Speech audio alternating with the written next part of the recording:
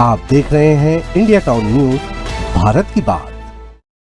नमस्कार, स्वागत है आपका इंडिया टाउन न्यूज में। मैं हूं आपके साथ संजना कुशवाहा।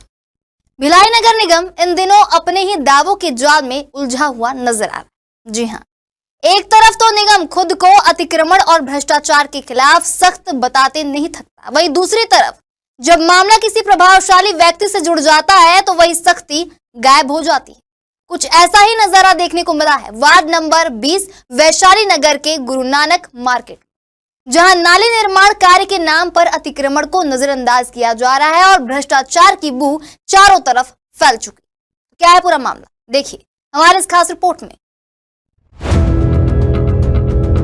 10 इंच के डिस्टेंस में लगाना है, ऐसा बोला गया है आपको?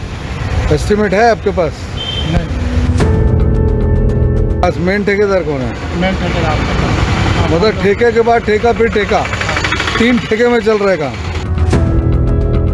अगर इसी प्रकार से अगर मान लो कब्जा होते रहा तो निश्चित आगामी समय में उस रोड में बाधा पहुंचेगी। ऐसे भ्रष्ट ठेकेदार के ऊपर में और ऐसे मॉनिटरिंग करने वाले ऐसे नगर निगम के अधिकारियों के खिलाफ में सख्त से सख्त कार्रवाई होनी चाहिए।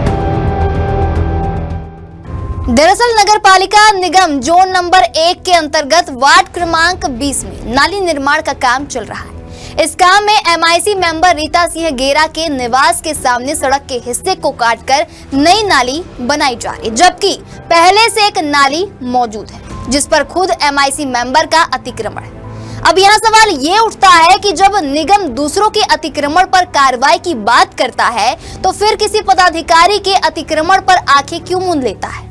स्थानीय लोगों ने बताया कि अधिकारियों ने बिना किसी सर्वे या आपत्ति के पहले से मौजूद नाली के ठीक बाजू में दूसरी नाली का निर्माण शुरू कर दिया है। तो वहीं जब इस मामले पर MIC मेंबर रीता सिंह गेरा से बात करने की कोशिश की गई तो उन्होंने फोन नहीं उठाया।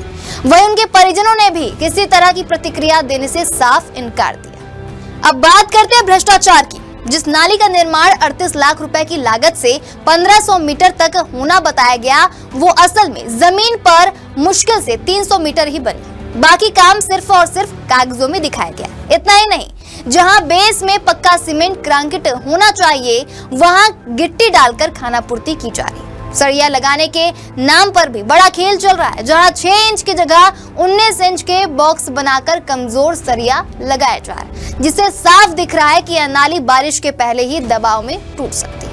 अब यह पूरा मामला न सिर्फ गुणवत्ता पर सवाल खड़े कर रहा है बल्कि इसमें खुलेआम भ्रष्टाचार की गंध भी आ रही है। सरिया लगा है, इसका क्या है हिसाब किताब? इसका 10 इंच 10 इंच के डिस्टेंस में लगाना है, ऐसा बोला गया है आपको? एस्टिमेट है आपके पास? नहीं। ठेकेदार कौन है? ठेकेदार वो अपना ठेकेदार तो ये है विकास। मेन ठेकेदार कौन है? मेन ठेकेदार मतलब ठेके के बाद ठेका फिर ठेका, 3 ठेके में चल रहेगा।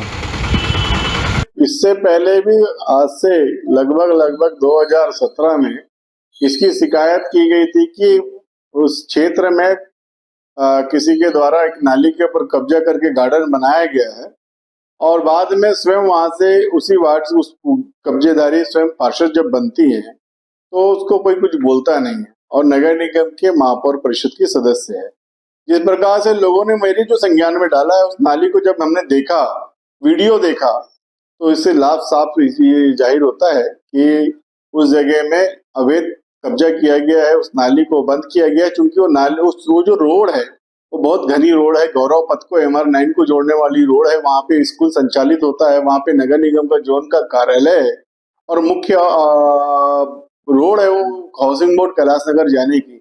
अगर इसी प्रकार से अगर मान लो कब्जा होते रहा तो निश्चित आगामी समय में उस रोड में बाधा पहुंचेगी। और रही बात गुणवत्ता की, तो गुणवत्ता के क्षेत्र में जिस प्रकार से मैंने वीडियो देखा, जिस प्रकार से 18 या 20 इंच के इसमें गेप में लोहा बंधा हुआ है, ऊपर 6 इंच दिखा रहे, नीचे में कुछ भी नहीं है, तो ऐसे भ्रष्ट ठेकेदार के ऊपर में और ऐसे मॉनिटरिंग करने वाले ऐसे नगर निगम के अधिकारियों के खिलाफ में सख्त से सख्त कार्रवाई होनी चाहिए। और मैं स्वयं कल माननीय आयुक्त महोदय को इस संबंध में संज्ञान में डालूंगा।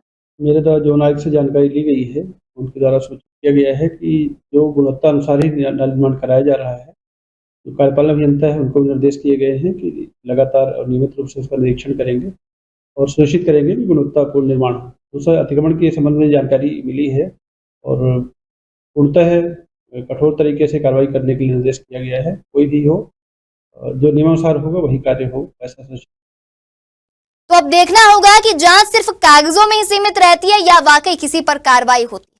तो ये है भिलाई नगर निगम की सच्चाई। एक तरफ जनता से ईमानदारी और सफाई की अपील और दूसरी तरफ खुद के भीतर अतिक्रमण और भ्रष्टाचार का खेल।